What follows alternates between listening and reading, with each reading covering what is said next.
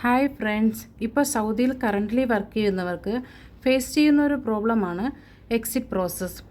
നേരത്തെ paper through ആയിരുന്നു exit work, പക്ഷേ ക്ലസ്റ്റർ തുടങ്ങിയതിന് ശേഷം സിസ്റ്റം ത്രൂ ആണ് പ്രോസസ്സ്. നമുക്കിതിനെപ്പറ്റി എൻ്റെ ഫ്രണ്ട് ജിസ്മിയോട് ചോദിക്കാം. ജിസ്മി, നീ ബിസി ആണോ ഇപ്പോൾ? എക്സിറ്റ് പ്രോസസ്സ് സിസ്റ്റം ത്രൂ ഒന്ന് കാണിച്ചു തരാമോ? ഞാനിവിടെ എക്സ്പ്ലെയിൻ ചെയ്തത് എങ്ങനെയാണ് നമുക്ക് റെസിഗ്നേഷൻ ത്രൂ സിസ്റ്റത്തിലിടാം. രണ്ട് ടൈപ്പ് ഉണ്ട്, MOH ആൻഡ് HOP. ഇപ്പൊ നമ്മൾ റെസിഗ്നേഷൻ നമ്മൾ കൊടുക്കുക എന്ന് നമ്മൾ തീരുമാനിക്കുകയാണെങ്കിൽ ഫസ്റ്റ് നമ്മൾ ഡിപ്പാർട്ട്മെന്റ് ഡിസ്കസ് ചെയ്യുക. അത് MOH ആണെങ്കിൽ നമ്മൾ 6 months എബോവ് നമ്മൾ റെസിഗ്നേഷൻ ലെറ്റർ നമ്മൾ സബ്മിറ്റ് ചെയ്തിരിക്കണം. HOP ആണെങ്കിൽ അവിടെ നമുക്ക് 3 months ആയിരിക്കും നമുക്ക് കാലാവധി.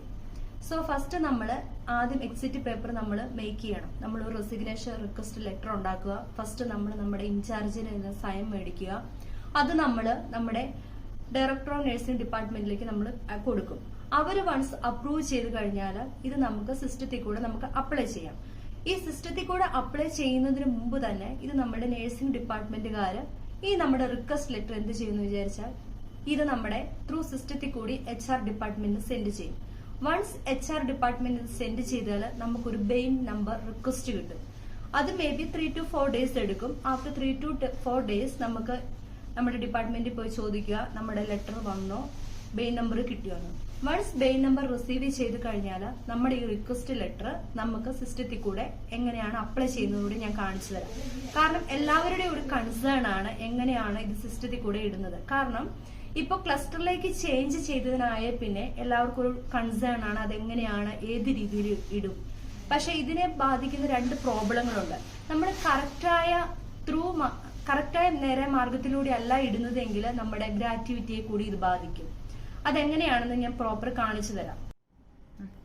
ഫസ്റ്റ് നമ്മൾ സിസ്റ്റം ഓപ്പൺ ചെയ്തതിന് ശേഷം നമ്മൾക്ക് ഗൂഗിളിൽ സെർച്ച് ചെയ്യാം ERP. എല്ലാവർക്കും ERP പാസ്വേഡ് ഉണ്ടല്ലോ.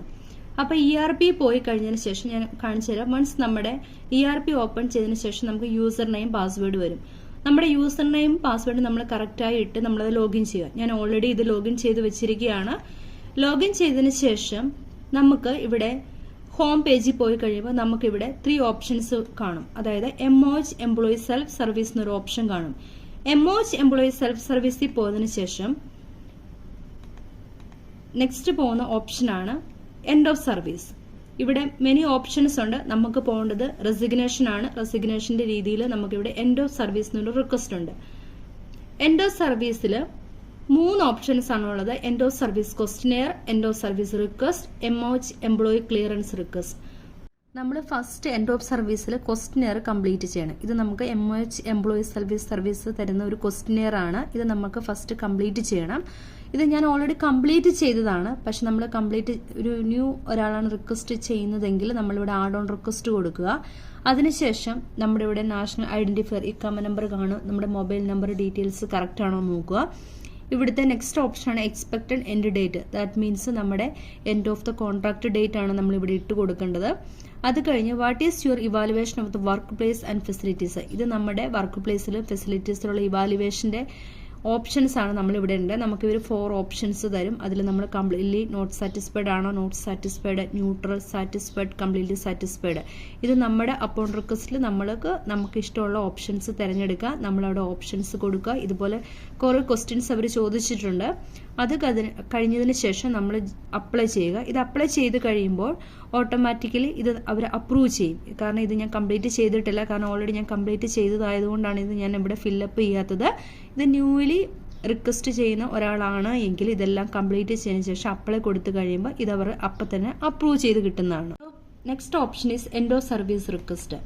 എൻഡ് ഓഫ് സർവീസ് റിക്വസ്റ്റിൽ ഞാൻ ഓൾറെഡി റിക്വസ്റ്റ് ഇട്ടിരിക്കുന്നത് കൊണ്ടാണ് എനിക്ക് ഇങ്ങനെ കിടക്കുന്നത്. സോ വൺസ് ഒരു പുതിയ ഒരാളാണ് റിക്വസ്റ്റ് കൊടുക്കുന്നെങ്കിൽ നമ്മൾ ആഡ് കൊടുക്കുക.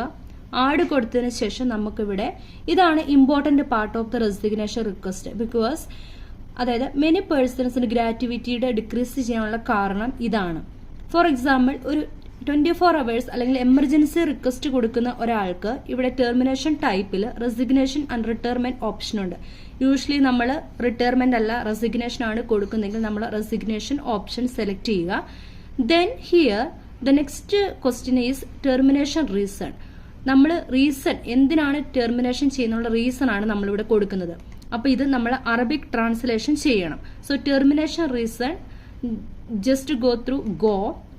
This go there are different option is there. Second option is resignation of the worker's status. Third option, obtaining Saudi citizenship. And fourth option, the contractor's unwillingness to renew contract based on request. അപ്പോൾ normal ഒരു exit കൊടുക്കുന്ന ഒരാളാണെങ്കിൽ നമ്മൾ ഈ fourth ഓപ്ഷനാണ് നമ്മൾ click ചെയ്യേണ്ടത്. ഈ ഫോർത്ത് ഓപ്ഷൻ ആണെങ്കിൽ നമ്മൾ നോർമൽ എക്സിറ്റ് കൊടുക്കുന്ന ഒരാൾക്ക് നമുക്ക് ഗ്രാറ്റുവിറ്റി നമ്മൾ അത് കുറയാനും പോകുന്നില്ല, നമ്മുടെ കറക്റ്റ് ഗ്രാറ്റുവിറ്റി നമുക്ക് റിസീവ് ചെയ്യാം. പക്ഷെ നമ്മൾ നോർമൽ എക്സിറ്റ് കൊടുക്കുന്ന ഒരു വ്യക്തി ഫസ്റ്റ് ഓപ്ഷനാണ് ക്ലിക്ക് ചെയ്യുന്നതെങ്കിൽ നമുക്ക് ഒരുപാട് ഡിഫറൻസ് കാണും നമ്മുടെ ഗ്രാറ്റുവിറ്റിയിൽ. അതുകൊണ്ട് just select this last option, then go to select. After this select option, termination date or last working day. This means നമ്മൾ എന്നാണ് നമ്മുടെ end of the contract date ആണ് നമ്മളിവിടെ കൊടുക്കേണ്ടത്.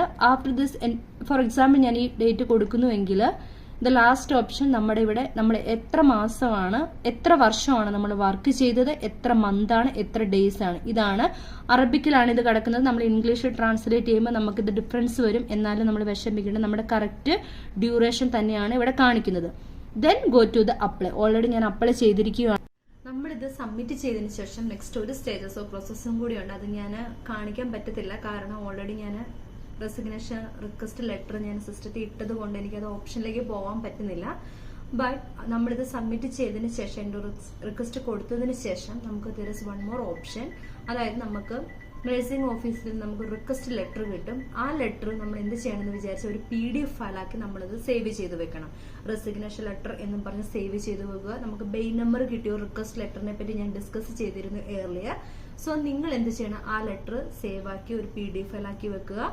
എന്നിട്ട് നമുക്ക് അതിലൊരു ഓപ്ഷൻ ഉണ്ട്, നമുക്ക് അപ്ലോഡ് ഫയൽ. നമ്മൾ അപ്ലോഡ് ഫയലിൽ പോകുമ്പോൾ നമ്മുടെ ഗോ ടു ഗാലറിയിലാണ് ഡയറക്റ്റ് പോകുന്നത്. നമ്മൾ അപ്ലോഡ് ചെയ്യുക. അപ്ലോഡ് ചെയ്തതിന് ശേഷം നമ്മൾ വൺസ് അത് സബ്മിറ്റ് ചെയ്യുക. സബ്മിറ്റ് ചെയ്യുമ്പോൾ നമുക്ക് അവിടെ കാണാൻ പറ്റും നമ്മുടെ റിക്വസ്റ്റ് ലെറ്റർ സബ്മിറ്റായി. അത് നമ്മൾ forward for the manager four approval എന്ന് നമുക്ക് കാണാൻ പറ്റും. അപ്പോൾ നമ്മൾ അത് നമ്മുടെ ഫസ്റ്റ് നമ്മുടെ ഇൻചാർജ് ആണ് അപ്രൂവ് ചെയ്യുന്നത്. ഇൻചാർജ് വൺസ് അപ്രൂവ് ചെയ്തതിന് ശേഷം അതിൽ 12 to 13 members I think is there.